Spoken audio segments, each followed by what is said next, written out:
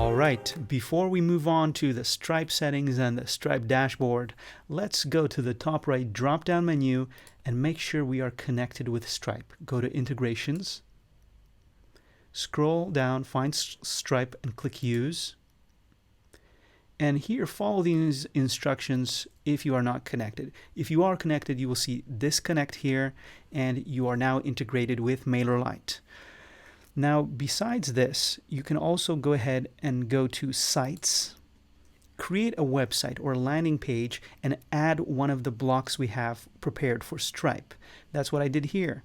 And after you have created that landing page or website with that Stripe block, just go ahead and click the name of that landing page or website. And here we go. Now, if you have that block, if this landing page is published, you'll see this new menu item here called Stripe. And if you press it, you will get access to these additional settings. The analytics, which will start showing up once people start purchasing through that Stripe block on your landing page or website. The digital product email. This is the email your clients will get after they purchased a digital product from you. Then we have the subscription started email over here and the subscription canceled email over here.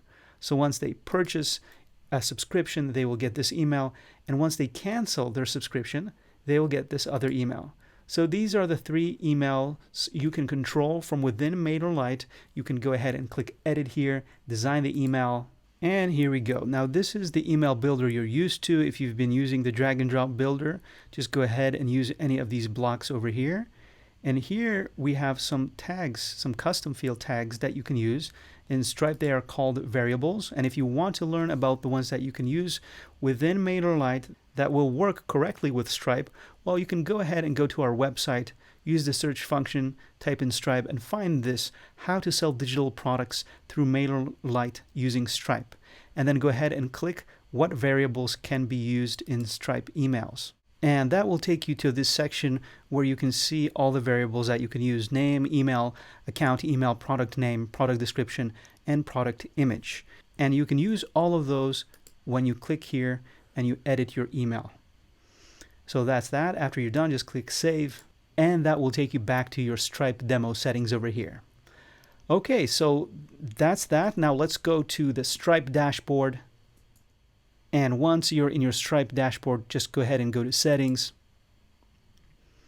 And there are a lot of settings you can look into, and I highly suggest you go ahead and look through these settings, make sure everything is set correctly. But there are a couple of very important things that I wanted to show you that are connected with MailerLite. One is in the custom portal area, in your billing area.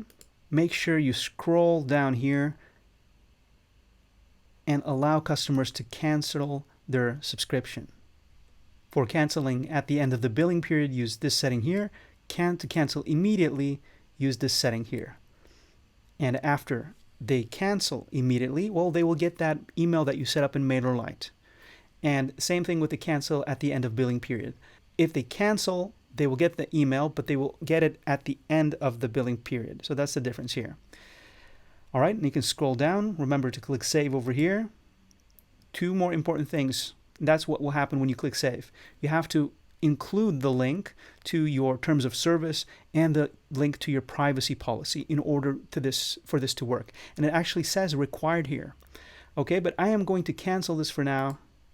Just make sure you do that. Then you can go back to Settings here.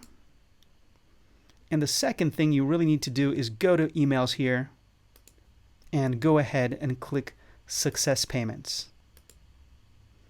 What this will do is it will send the invoice that you create within Stripe to your clients. And every month they will get that invoice if you're selling a subscription, for example. And in that invoice, there will also be a cancellation link because we already set that access. We allowed those clients to cancel their account, and they will be able to do that. And once they do that, they will get that email you created within MailerLite. So the cancellation emails you create in MailerLite, and for now, the invoicing emails you create within your Stripe account. And where do you do those? Where do you do that? In Settings and Invoice Template.